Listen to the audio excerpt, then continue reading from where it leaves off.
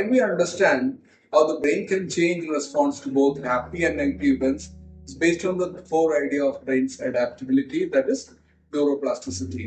But the contrary of it, the maladaptive neural connections can be strengthened by prolonged stress and trauma.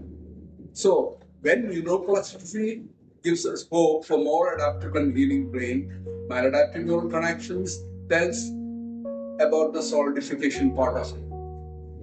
For our GSM people, we need to remodel their brains to support good emotional and cognitive responses by utilizing therapeutic practices, including mindfulness, cognitive behavioral therapy that is trauma focused, EMDR that is eye movement desensitization reprocessing, repetitive rTMS that is transcranial magnetic stimulation, and trauma focused care.